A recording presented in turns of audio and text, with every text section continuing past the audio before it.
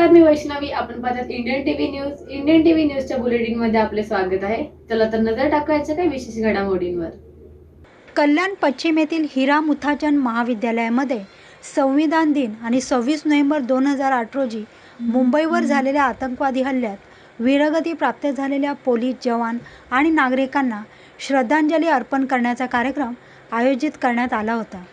कार्यक्रमाची सुरुवात संविधानाला वंदन करून आणि हुतात्म्यांना पुष्पांजली अर्पण करून करण्यात आली. या कार्यक्रमात कल्याणचे पोलीस अधीक्षक दत्ता कराळे, डॉक्टर माधवी निकम, संस्थेचे अध्यक्ष प्रकाश मुथा, सपना गोदिया, दीपाली कांबळे तसेच मुथा प्रतिष्ठानचे कार्यकर्ते, ज्वेलर्स असोसिएशनचे सदस्य, शिक्षक, विद्यार्थी मोठ्या संख्येने उपस्थित होते. Bureau report, Indian TV news.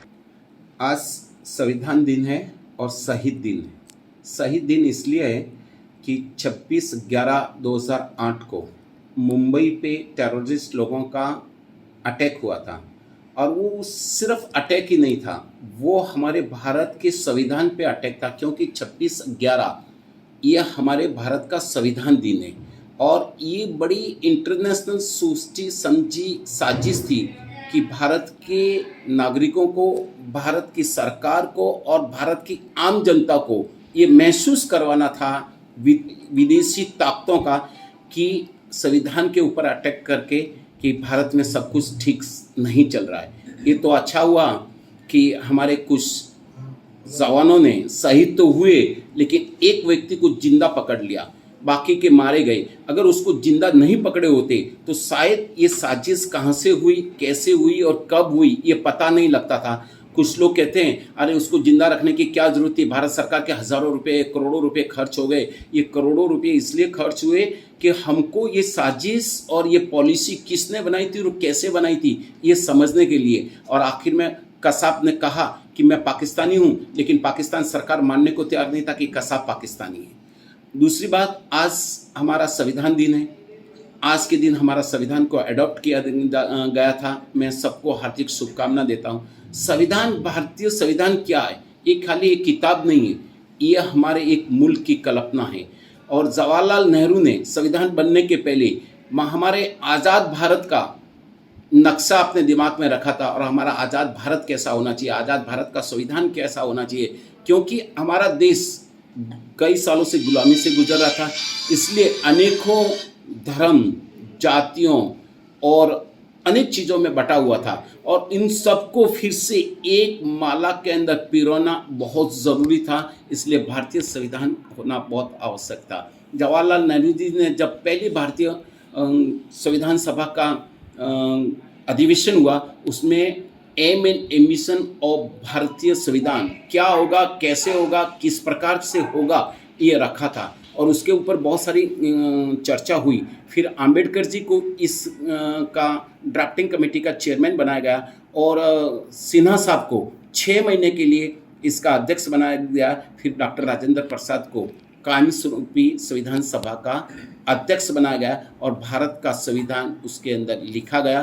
Bharat का संविधान लिखने में 2 साल 11 महीने और 17 दिन लगे थे और उसके अंदर हर व्यक्ति को, हर समाज के लोगों को और हर धर्म के लोगों को एक समानता का अधिकार दिया था और यही हमारे संविधान का ध्येय और धोरण था।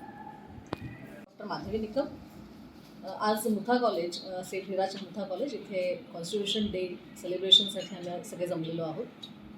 अत्यंत मोटिवेशनल प्रोग्राम आहे हा आणि मला असं वाटतं की मुथा कॉलेज हे एकमेव इथे कॉलेज आहे ज्यांनी पुढाकाराने खूप मोठ्या संख्येने विद्यार्थी संख्या जमा करून हा कार्यक्रम आयोजित करण्यात आलेला होता.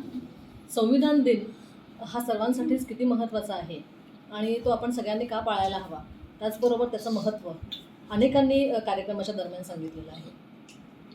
मला असं वाटतं की भारत हा असा एक देश आहे जिथे संविधान जे आहे, कॉन्स्टिट्यूशन जे आहे, हे हस्तलिखित आहे आणि सगळ्यात मोठं कॉन्स्टिट्यूशन आहे आपलं, सगळ्यात लेंदी कॉन्स्टिट्यूशन आहे आणि या कॉन्स्टिट्यूशनमध्ये social justice, equality, fraternity, brotherhood या सगळ्यांविषयी लिहिलेलं आहे आणि एक मार्गदर्शन तत्त्व ज्याला आपण म्हणतो की आयुष्यामध्ये कसं जगायला हवं, हे मार्गदर्शन तत्त्व जसं आपण धार्मिक ग्रंथांमध्ये वाचतो तसं मानवाने त्यांना मिळालेले अधिकार कसे वापरावेत याची जी नियमावली आहे, ही नियमावली आपल्याला या संविधानातून मिळते. मला असं वाटतं की मुथा कॉलेजने आयोजित केलेला हा कार्यक्रम इतर सर्वच कॉलेजेसमध्ये निश्चित व्हायला पाहिजे. येणारी पिढी जी आहे या पिढीला या दिवसाबद्दल, आणि जसं आत्ताच आपण कार्यक्रमादरम्यान बघितलं की 26/11 हा दिवस जो आहे हा आपण काळा दिवस म्हणून पाळतो, कारण की मुंबईवर अतिरेकी हमला झालेला होता 26/11ला आणि आपले अनेक दिग्गज पोलीस ऑफिसर्स त्यामध्ये शहीद झाले होते. तर हा दिवस जो आहे हा नॅशनल लॉ डे म्हणून सुद्धा सेलिब्रेट केला जातो, त्याचबरोबर कॉन्स्टिट्युशनल डे म्हणून सुद्धा सेलिब्रेट केला जातो.